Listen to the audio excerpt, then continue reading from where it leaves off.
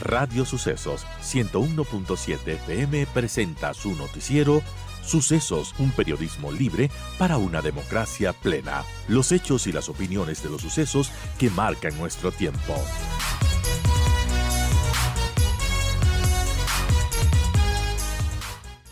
Nos escuchas, Karen. Ahí la tenemos a Karen Sichel. Gracias, Karen, por acompañarnos. Gracias por aceptar esta entrevista. Y bueno, habíamos hablado varias veces en estos micrófonos, Karen, sobre una posible llamado a Asamblea Constituyente, pero ahora ya es una realidad en medio además de unas tensiones por lo que es el paro nacional, pero bueno, ya es una realidad. Hay una fecha fijada, 16 de noviembre, para que los ecuatorianos vayamos a decir en las urnas si es que queremos o no una Asamblea Constituyente. ¿Cuáles son sus criterios respecto a esto? Y también, bueno, ¿qué se podría proponer en una constituyente pensando ya en el fondo de las cosas, ¿no? De lo que queremos de esta Asamblea Constituyente, si es que la respuesta de la ciudadanía resulta afirmativa en las urnas. Bienvenida, Karen, y gracias por estar con nosotros.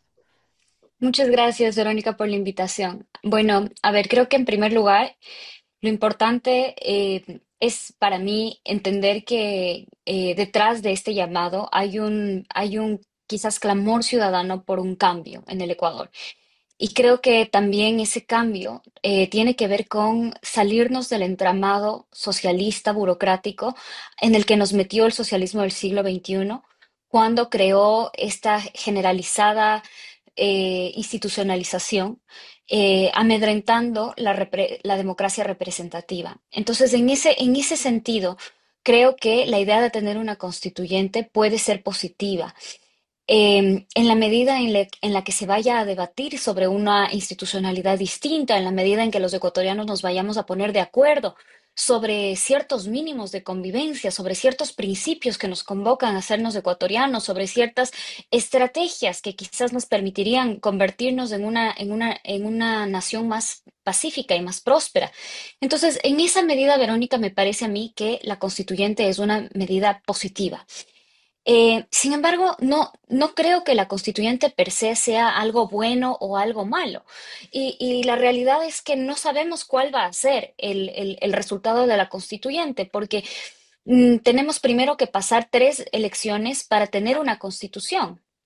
Y quizás la más importante es elegir a quienes van a ser las personas que discutan estos temas en la Asamblea Constituyente.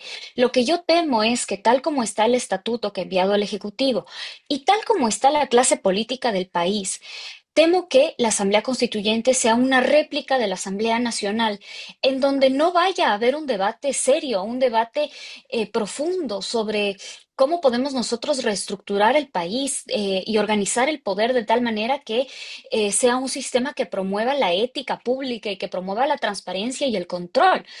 Y esa es una preocupación. En la medida en la que nosotros no tengamos constituyentes decentes, íntegros, preparados, lamentablemente lo que es muy probable que suceda es que este proceso constituyente sea como han sido los otros 20 en la historia del Ecuador, es decir, sea un mecanismo para que el gobierno de turno se siente en el poder y se siente legitimado a diseñar una constitución a su medida. Y claro, parte de lo que se dice y eso del temor que expresa Karen, que yo también lo comparto, porque las reglas para los asambleístas constituyentes son básicamente las mismas que son para los legisladores actuales. Y frente a eso, bueno, ¿qué podemos esperar si es que estamos exigiendo lo mismo y los mínimos para ser, bueno, asambleísta constituyente, ¿no? Sí, yo tengo que decir, mire, Verónica, yo lo he dicho en otros foros y lo dije hace unos meses cuando comenzó a sonar el tema de la constituyente, que yo creo que aquí a la ciudadanía se le engaña tremendamente con lo que la Asamblea Constituyente puede hacer.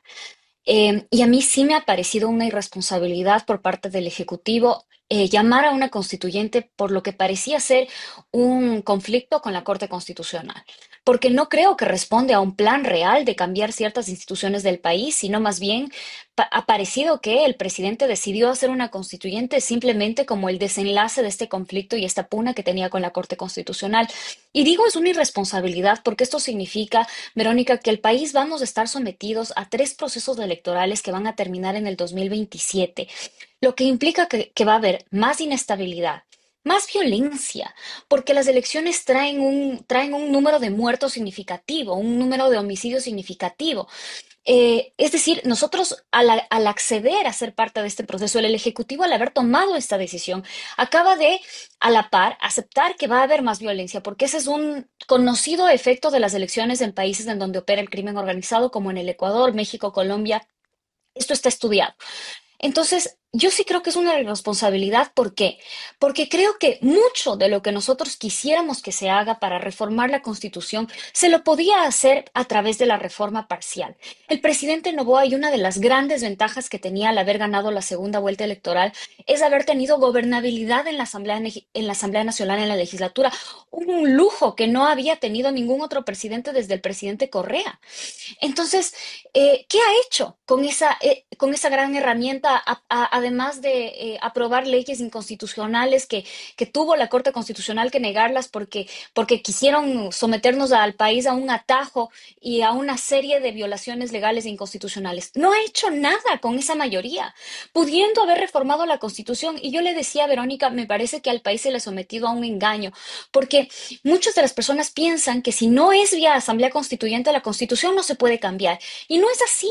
El CPCCS se puede cambiar vía reforma parcial, se lo puede eliminar. La Asamblea Nacional puede ser un órgano bicameral vía reforma parcial. Se puede eliminar la función de transparencia y control social vía reforma parcial. Se puede transformar a la Contraloría a un tribunal de cuentas vía reforma parcial. Toda la parte orgánica, toda la parte económica de la Constitución se puede cambiar vía reforma parcial, es decir, poniendo a trabajar a la Asamblea Nacional.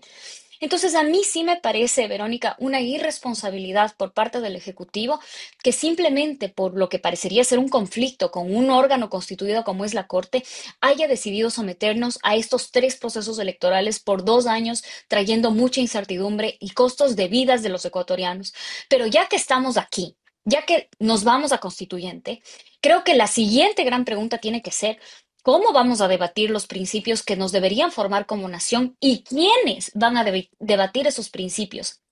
Y yo lo decía, también he reflexionado sobre esto porque me parece a mí, Verónica, que los ecuatorianos no estamos formados para tener un debate sobre principios.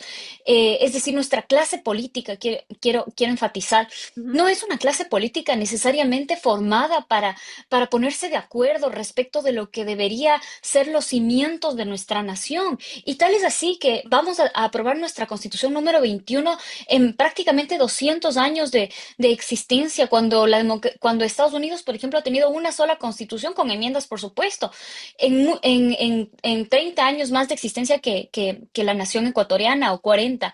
Entonces, Verónica, si bien creo que podría eventualmente la Asamblea Constituyente ser una oportunidad para hacer cambios importantes que se podían haber hecho vía reforma parcial, también me preocupa y me preocupa sobremanera que si es que no se hace un debate serio, si es que no elegimos buenos constituyentes, tal vez los resultados sean catastróficos. Sean peores que lo que tenemos ahora. Y claro, también uno dice, tenemos que elegir a los mejores, pero ¿qué pasa con los movimientos, los partidos políticos, de los cuadros que nos ponen? Toca elegir con lo que hay.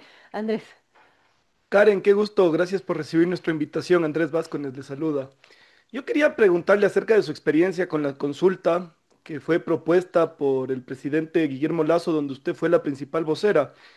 Hacer todas las reformas que yo también considero necesarias, usted expresa como el cambio al Consejo de Participación Ciudadana, tal vez una posible bicameralidad, temas de Contraloría. ¿No cree que nos jugamos también el mismo riesgo al lanzarlo para que después apruebe o desapruebe lo decidido en la Asamblea? ¿No cree que hay un riesgo también para prevenir el cambio a través de esa manera? Por supuesto que la constituyente implica un riesgo aún mayor, pero ya se trató de hacer en los dos anteriores gobiernos y lamentable no pasó, ¿no? Bueno, no se trató de hacer en los 2 anteriores gobiernos porque, por ejemplo, la consulta que yo fui la vocera que propuso el presidente Lazo, eh, no buscaba eliminar el Consejo de Participación Ciudadana, sino debido a que nosotros no teníamos mayoría la Asamblea, buscaba simplemente transferir las funciones de designación. ¿Y por qué te respondo así? Porque la gran diferencia entre el gobierno en el que yo trabajé, en el del presidente Lazo, versus el gobierno del presidente Noboa, es que él tiene la mayoría en la Asamblea. Entonces, si tú me dices, no hay el riesgo de que vaya a pasar lo mismo, el problema es que si es que él hubiera activado la herramienta que correspondía, que era la reforma parcial, esto hubiera pasado por la Asamblea Nacional en donde, repito, tiene mayoría. Y por supuesto, y tú mismo lo reconoces en la pregunta, con la Asamblea Constituyente creo yo que corremos un riesgo mucho más grande y el riesgo mucho más grande es que quizás él pierda la popularidad, que es muy probable en un país como el Ecuador. Y entonces, independientemente del texto que tengan, digamos que es difícilmente sea peor al que tenemos ya. Entonces, digamos que el presidente Noboa pierde popularidad. ¿Ustedes creen que la ciudadanía se va a sentar a leer el proyecto de constitución para separar sus emociones del Ejecutivo y decidir respecto del texto constitucional? Exactamente. Y ya que me preguntaste sobre mi experiencia, te digo mi experiencia. Yo a los 28 años propuse reformas constitucionales, iba a los medios de comunicación y todos los medios me hacían la misma pregunta. ¿Cómo cree usted que va a votar la gente cuando la popularidad del expresidente Lazo estaba no en un buen momento? Y yo decía, yo creo que los ciudadanos van a votar en función de las preguntas, porque nada les estamos preguntando respecto de si es que le cae bien o no le cae bien el presidente. Y yo tuve que tropezarme con la gran realidad de que los ecuatorianos no votan así. Ningún ecuatoriano, digamos, qué sé yo, poquísimos ecuatorianos leerían los anexos, todavía menos ecuatorianos entenderían los anexos. ¿Y cómo votaron los ecuatorianos? Votaron en función de sus emociones de ese momento, que en ese momento era la desaprobación de un gobierno. Y así perdimos oportunidades de hacer cambios importantes en la Constitución. Entonces, yo estoy de acuerdo contigo en el sentido de estamos corriendo un riesgo más grande y por eso es que yo llamo a esta estrategia una absoluta irresponsabilidad. Ahora, creo que el presidente Noboa con esta estrategia lo que está haciendo es garantizando que va a estar en campaña por 2 años consecutivos.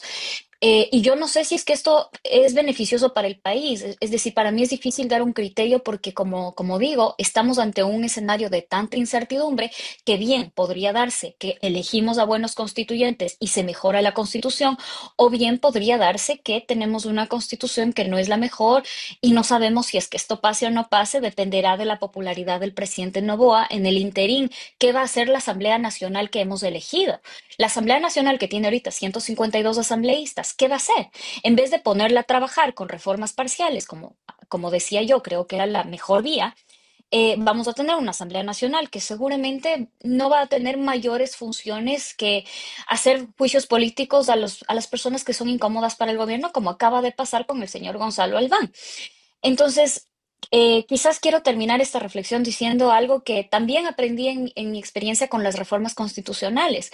El Ecuador tiene un sistema institucional tan podrido y tan bajo que necesita reformas, pero por supuesto, yo voy a ser la primera que apruebe, por ejemplo, la eliminación del Consejo de Participación Ciudadana, la reformulación del Consejo de la Judicatura, la revisión de los principios económicos socialistas que están ahí, por supuesto, pero ¿es la Asamblea Constituyente la que al día de mañana nos va a dar un nuevo país? Difícilmente, difícilmente porque lo que se ponga en esa Constitución va a tener que ser aplicado por ecuatorianos. Mientras los ecuatorianos no seamos personas que vayamos a tener principios para aplicar esa nueva Constitución, difícilmente va a ser la solución para todos los problemas. Y eso creo que es la base de todo, Karen. Ahora, tal y como está planteada este llamado a una asamblea constituyente, si es que los ecuatorianos decimos que sí, se elegirían a 80 asambleístas constituyentes y bueno, el voto va a ser en plancha, ¿no? Es decir, son listas cerradas. ¿Cómo vemos, tal y como está planteado en el estatuto, cómo vemos esto que podría salir de este nuevo llamado a una constituyente? Sí, bueno, el mecanismo creo que por tal como está planteado nos va a generar una conformación similar a la que tenemos ahora, simplemente más pequeño, ¿no? Pero el método de asignación de escaños, la manera en la que se distribuye el voto por el número de población que ha puesto el Ejecutivo, parecería indicar que va a ser muy similar a la Asamblea Nacional que tenemos actualmente. Eh, a mí lo que me preocupa no es tanto el número de asambleístas, sino me preocupa la calidad de asambleístas que nosotros vayamos a tener. Y es que el problema es que quienes van a nominar a esos asambleístas constituyentes van a ser las organizaciones políticas. Y nuevamente, el problema es, como Andrés nos recordaba, ya que nunca hubo una reforma política, no pasó la pregunta de la reforma política, las organizaciones políticas en el Ecuador no atraen a las personas talentosas, a los ecuatorianos que tienen profundidad de pensamiento. No atraen a esas personas, tienen tan baja credibilidad que muy pocas personas decidirían arriesgarse para tomar elecciones. Si es que uno se le viene a la cabeza nombres de personas que podrían estar eventualmente en una constituyente, difícilmente esas personas van a querer mancharse con una organización política.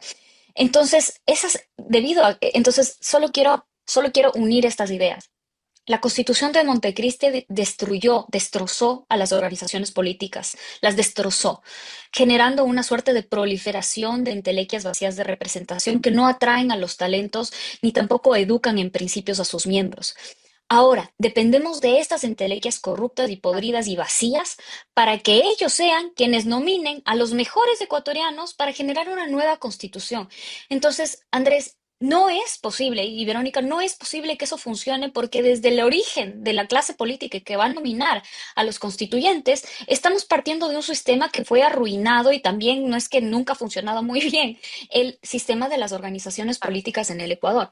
Y es por eso que yo reiteraba, yo creo que lo más importante es quién va a estar sentado en la Asamblea Constituyente. Y no me refiero a necesito que hayan personas con título de cuarto nivel o no. Necesitamos a personas que sean capaces de tener principios y de hacerlos valer en la política. Y que esas personas con un reconocimiento cívico, personas que entiendan a la función pública como un sacrificio y que estén dispuestos a escuchar a las personas que piensan distinto a ellos. Y creo, nuevamente, y quizás estoy siendo muy, no muy optimista, pero creo que en el Ecuador de momento no hay líderes políticos o hay muy pocos líderes políticos que encajan en ese perfil. Y a la falta de eso, vamos a tener a los Dominique Serranos, a las Paolas Cabezas, em, nuevamente sentados ahí, nuevamente representándonos y gritándose y deslegitimando y nuevamente haciéndonos sentir vergüenza a los ecuatorianos porque esos son nuestros representantes. Karen, Entonces, pero no sí. es que usted sea pesimista, es realmente el panorama que se nos ha presentado una y otra vez en las elecciones para la Asamblea. Pero ¿qué podemos hacer en este momento? O sea, todo parece que los partidos tienen secuestrado básicamente la política, tenemos esta partidocracia donde nadie se puede lanzar independiente de un partido, alejamos, no tenemos incentivos para que la buena gente participe en la política. ¿Qué podemos hacer bajo este panorama y con la constituyente que ya se nos viene? Yo, yo estaba escuchando un podcast de política que me gusta mucho, Politizados, me parece que es chistoso y escucho, estaba escuchando a dos periodistas que respeto mucho, a Roberto Aguilar y a Martín Payares, y ellos decían, en las democracias desarrolladas, los ciudadanos se pueden desentender de la política y finalmente la política trabaja, los políticos saben qué decidir. Y yo en ese punto particular no estoy de acuerdo con ellos. Yo creo que, y los antiguos, el mundo antiguo lo tenía muy claro, los griegos lo tenían muy claro, los romanos lo tenían muy claro, incluso el mundo medieval tenía algo de claridad en esto, y es que los ciudadanos tienen que tener un rol activo en la política del país. Y es que yo creo que esa es la gran, digamos, falencia en la concepción de la democracia moderna. Es que la democracia moderna, al ser representativa, permite que el ciudadano se desentienda de la política. Yo creo que esa manera en la que los padres fundadores de Estados Unidos, Madison, Jefferson, preveyeron a la democracia moderna va a ser lo que eventualmente haga que el sistema democrático caiga. Y en 100 años yo no creo que la democracia vaya a ser el sistema político que sostenga a las naciones del mundo. Y yo creo que la razón es esta, porque no podemos vivir en una nación, en un país, desentendidos de los problemas de la política. Y no es deseable porque los seres humanos somos sociales. A los seres humanos nos gusta el debate público y deberíamos tener un debate público en donde haya un intercambio de ideas. Entonces, Andrés, tú me decías, ¿qué deberíamos hacer? Yo creo que, y esto es una bondad de la Asamblea Constituyente, deberíamos estar inmersos en el debate público, deberíamos reconocer nuestras obligaciones como ciudadanos para poder intercambiar ideas de manera transparente y de manera tolerante. En el mundo occidental, los países están caminando por una línea muy peligrosa que es la prohibición de la libertad de expresión hace semanas acaba de ser asesinado en Estados Unidos, Charlie Kirk, una de las personas que se sentaba a debatir en universidades, y ese ha sido un golpe para el mundo occidental muy fuerte. ¿Y qué nos dice para Ecuador, para Estados Unidos, para todos los países del occidente? Que estamos perdiendo nuestra capacidad de conversar y de debatir públicamente. Y eso Y es muy entonces, grave. si es que tú me dices, perdón, y con esto cierro, ¿qué podemos hacer? Lo que podemos hacer es empezar un debate transparente, real, y sobre todo las personas que no quieren estar en la política porque se asustan de que les manche, esas son seguramente las personas que más deberían estar en la política, porque si no, quienes están en la política, repito, son los Dominique Serranos y las Paolas Cabezas del Ecuador, y eso sí es una tragedia. Gracias a Karen Sicher, experta en políticas públicas. Gracias por darnos su criterio respecto a este llamado a una asamblea constituyente. Bueno, todavía el pueblo tiene que decidir y puede decirle no tranquilamente al Ejecutivo, ¿no? Y decirle no en esto que, bueno, el debate está y vemos que si es que el remedio puede ser peor que la enfermedad, ya sabemos lo que se puede dar, ¿no? Gracias, Karen, nuevamente por acompañarnos. Gracias a ustedes por la invitación.